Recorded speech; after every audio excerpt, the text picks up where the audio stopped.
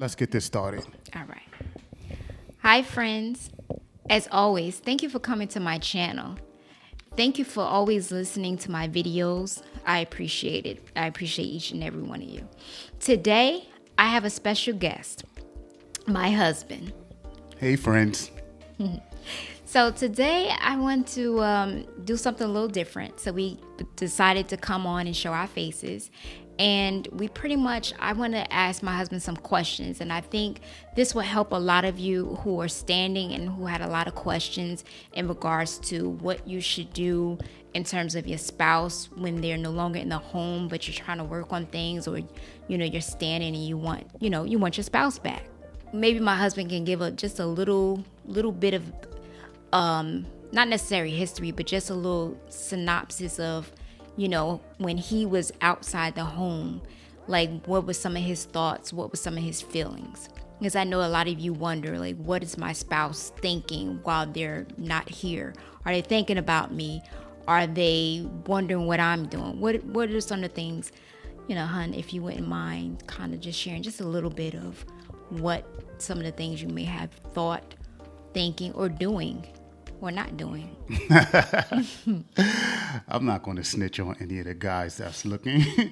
But to answer your question, are we thinking about the situation? No, because at that point in time, for whatever reason that we're separated, or for whatever reason that's going through our head that we wanted the separation, whatever it is that's going through our minds that led us to want that separation, then we're pretty much going to fuel what we need to fuel within our thoughts to keep us separated, if that makes sense.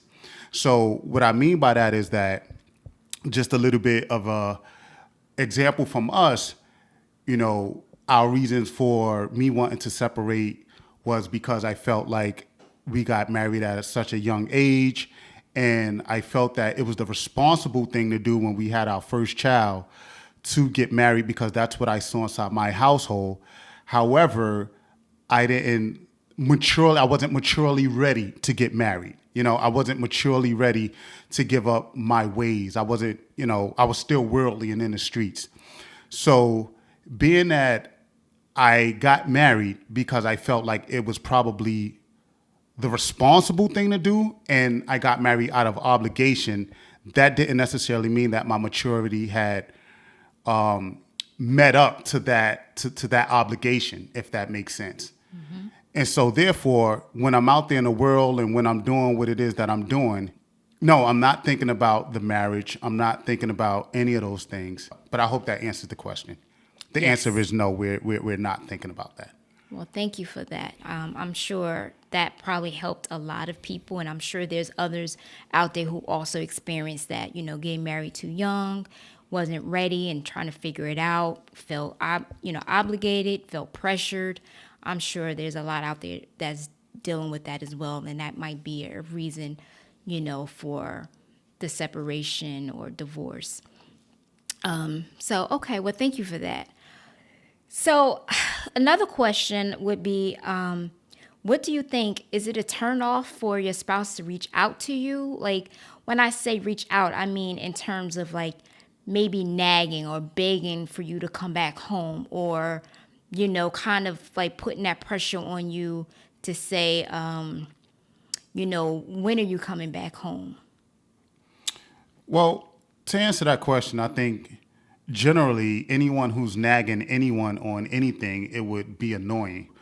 And guys, I want you to realize this, that whatever the person that walked out of your life, for whatever reason that they're doing it for, especially if it wasn't at any fault of you or at any situation that you all may have been going through, that's something that that person has to deal with on their own. But when you continuously reach out and sort of like from a desperation point of view, that's definitely going to be a deep, deep turnoff, because it's going to cause more resentment.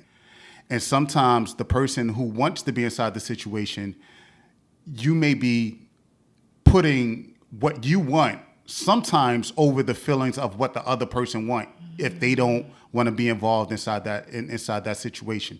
Now, granted, I might have not been inside this situation because of immaturity, because of just being worldly, just because of trying to figure it out.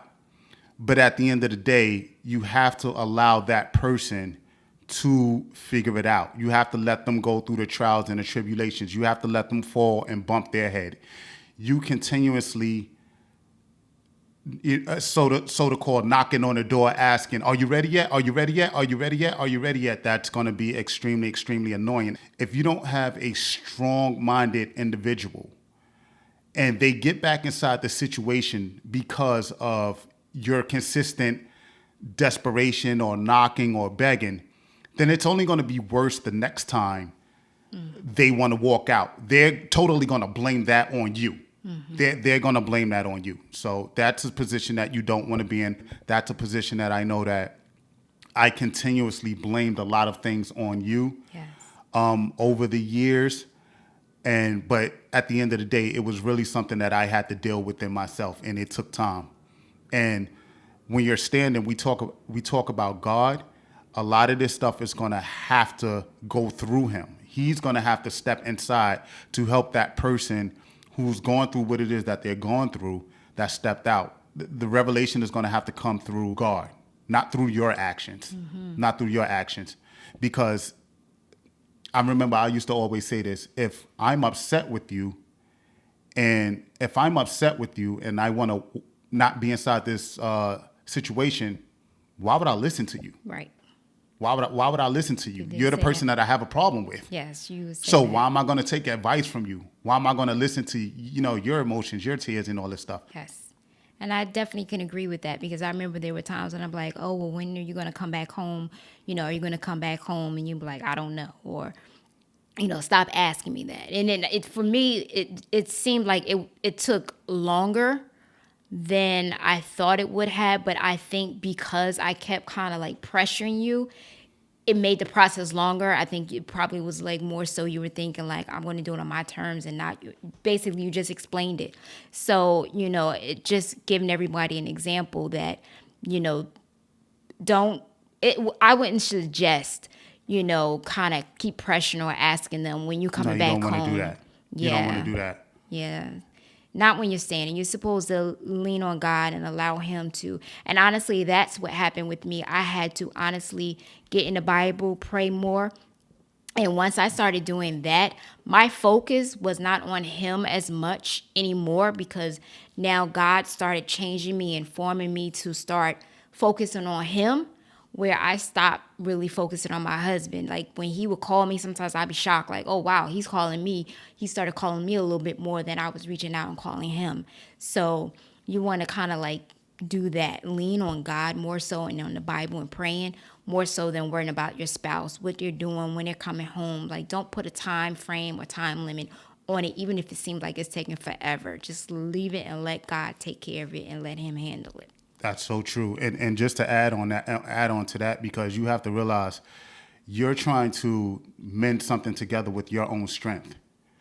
And if I'm worldly, or if I'm just doing something that I'm not supposed to be doing, or trying to figure something out, or let's say the enemy has a hold of me, your influence is not gonna, it's uncomparable as to the influence that I might have for myself to continue to do what I'm doing, or be where I'm at.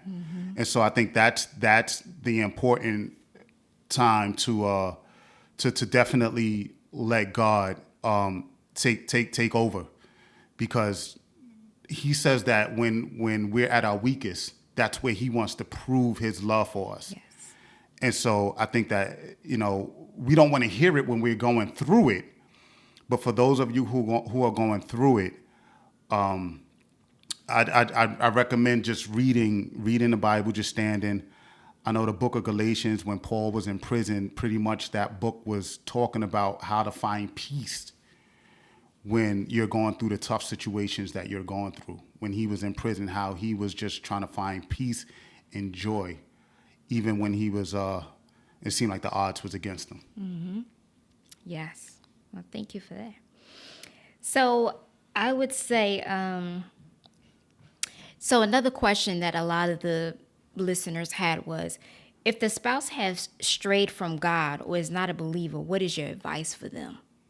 If they strayed from God and they're not a believer. Right. So if their spouse has strayed away from God, but the spouse is praying, the standard is praying, and their spouse used to be a believer or was more into God, but now it seems like they strayed away, or those that spouse is not believing, like, what is your advice for them? Because not to say, you were always a believer of God, but I think your faith got stronger during my stand.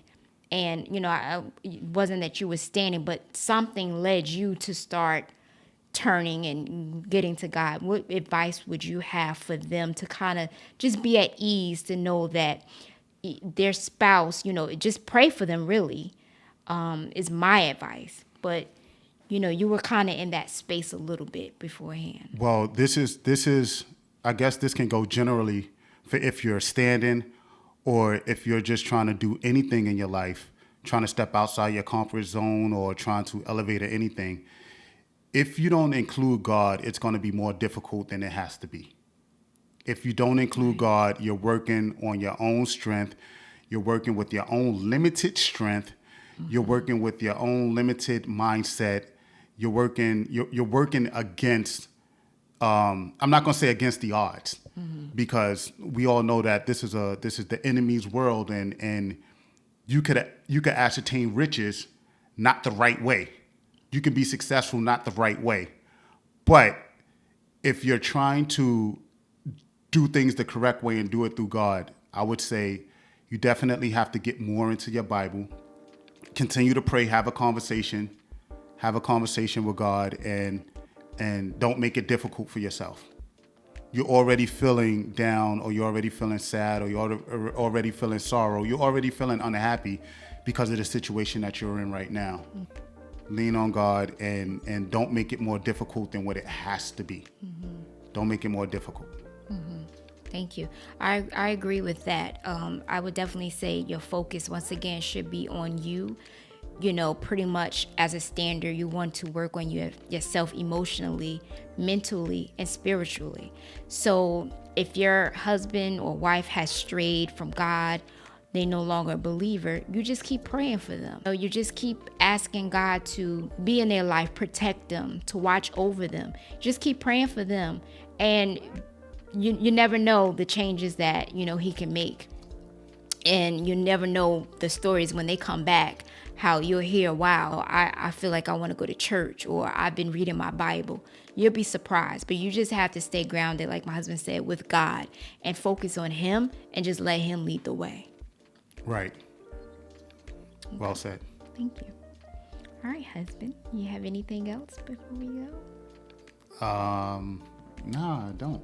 Okay. Is that it for the questions? Yes. Okay. For now, yes. We'll do another video later, but for now, yes, that's what I have. As everyone come in with questions, emails, I kind of like group them together and just put questions together and like that. So I appreciate you coming on and helping the viewers and listeners to just kind of like get a little bit of comfort in hearing another person's perspective and just hearing a little bit more of a story of like what they may be thinking or what they're going through. So thank you. You're welcome. Thank you, friends. As always, I appreciate you all. Have a great day. Bye for now. Bye.